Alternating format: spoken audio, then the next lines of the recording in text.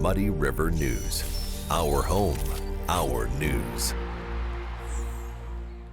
It's a number of people. There's social service agencies, there's some developers. We're wanting some more developers, so if there's a developer out there that wants to be involved, let us know. We'll get an invite for you. We have landlords, we have tenants, we have city officials, we have county officials, and we have just concerned citizens. So it's a wide spectrum of people that are involved in the effort. There's a lot of passion with this issue, so as we'll see in through these meetings, that people have strong feelings about this, because to tell you what, if you're not housed properly, if you're not housed at all, nothing else matters. We have vacant houses, we have zoning issues. All of those things need to be addressed before we really talk about putting a 400 unit development somewhere. We need to know where we're going to put it. We need to know it's going to work there. When I was 17, I ran for mayor. Okay. And I got connected to the Safe and Livable Housing Committee through that work. And I stayed involved with them after that campaign ended. And so just watching the work that they did and expanding upon that work and developing, actually co-founding my own organization, QRILE, to address this issue. I've just kind of been involved since then, I guess. Any crystallization tonight after the discussions for you? What do you think?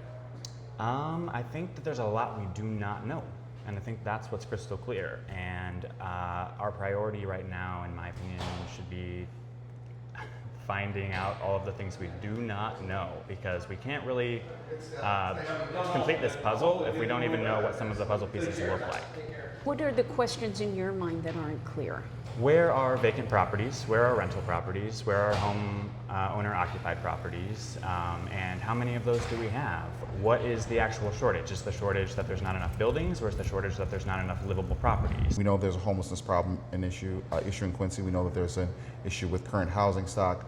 So we're trying to work on that, but there's also opportunities for development for more market rate and above housing, because we know that those are things that make the tax dollars come into the city coffers and make it possible to pay for things like infrastructure and things like that. So that's the machine that makes that's the gas that makes the machine go. So we have to make sure that those different levels are being addressed as well. Did anything click in your mind that was a definite issue that needs to be addressed? It's a wide swath of issues. It's not going to be covered in any short period of time. But the good part about it is that we have a number of key people that are very involved and want to be involved in finding those solutions. Not about pointing fingers, but about trying to draft opportunities for us to build and make our community better. Were you concerned at all that you're hearing about landlord-renter relationships, probably not as good as they should be? I think that there's been discussion about that in the past, but I think what's different now is that there is truly a pathway to rebuilding those relationships. There was discussion about educating that being the word renter is not a curse word, but also the word landlord is not a curse word.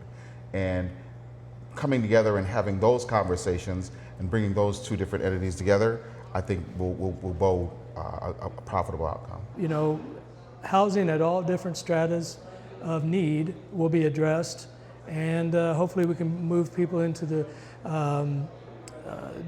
units that make sense at each of those, whether they be social, economic stratas, or whatever they may be. We just want to make sure we have the units available that are needed, which we don't have today. Does it feel insurmountable to you? No, not at all. I think there's a really good group in there, and we're going to get it done, 100%.